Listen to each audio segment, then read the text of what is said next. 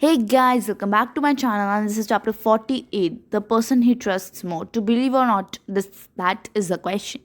So should I believe him? Because I am going with Elijah here and forward, and I'll be meeting him alone. I hated dealing with guys like Elijah. I like to think I'm pretty honest. What you see is what you get.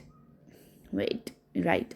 But with my back literally against the wall, I couldn't help but suspect Elijah was trying to manipulate me into something I didn't understand. I have been meaning to corner you for a while now. What could you possibly want to talk to me about?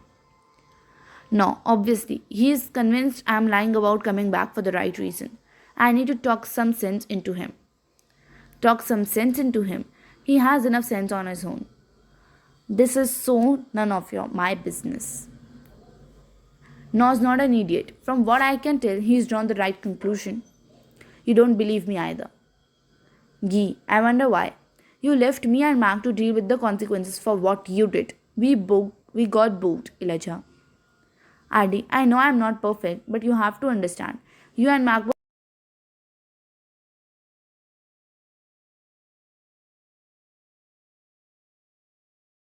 a mistake. Kids like me and not though. Well, you know what happened to him. Because you ditched him. Addy, I know I messed up and there's nothing I can do to undo it. But please, just help me be better now.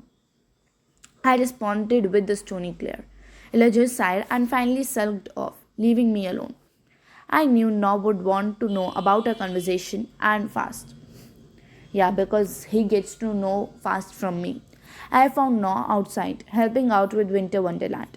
He was sculpting a grotesque snowman, spotting three ugly heads. Is that what you think people look like? Not a fan of my human take on Cerberus. No, it's called a snowman, not a snow monster. That thing is gonna scare kids. I snapped a photo of the monstrosity as No pretended to throw a handful of snow at me. What can you do better? Oh, please, let me show you how it's done. I knocked the two most hideous heads off the snowman and we smoothed over the other. Our fingers brushed as we carved its face into the shape. After a few moments of quiet, I broke the ice. Elijah showed up to the photography club and he asked to speak with me after. Nor didn't look at me for a moment. When he did, his gaze was guarded, like he didn't want me to know what he was thinking just yet. I see. And what did he want from you? Since you trust me, he wanted me to convince you to give him another chance. I wasn't having it. He's really trying to get me to buy this. Adi, what do you think I should do? Should I forgive him for what he's done? I would keep my guard up. Life's too short to spend.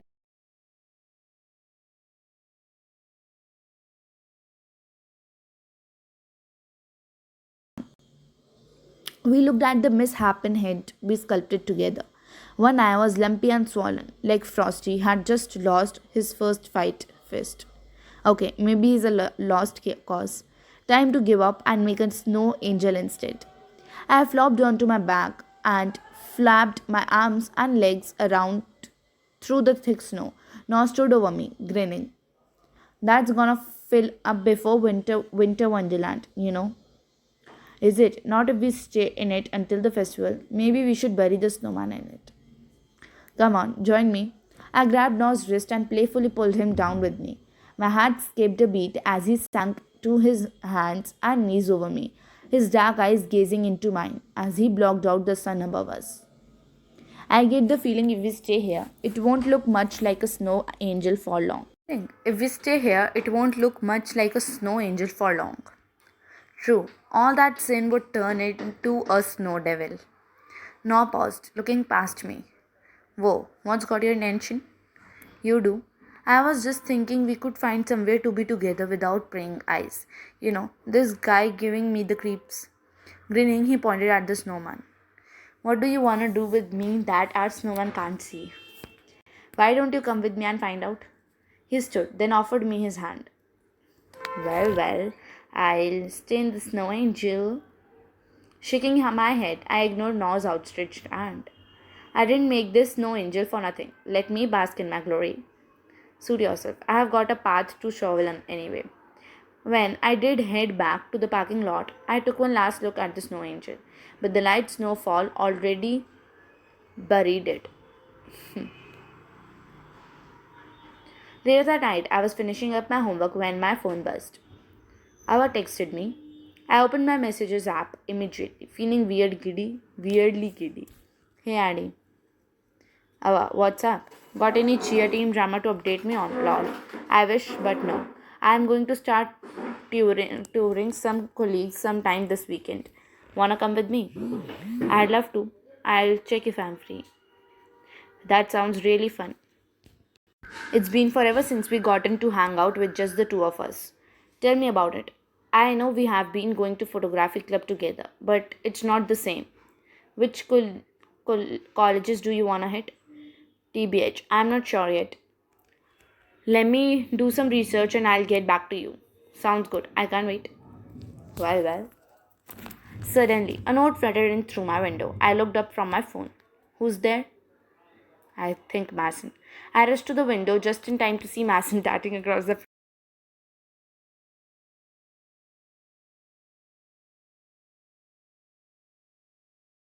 planet. I was never here.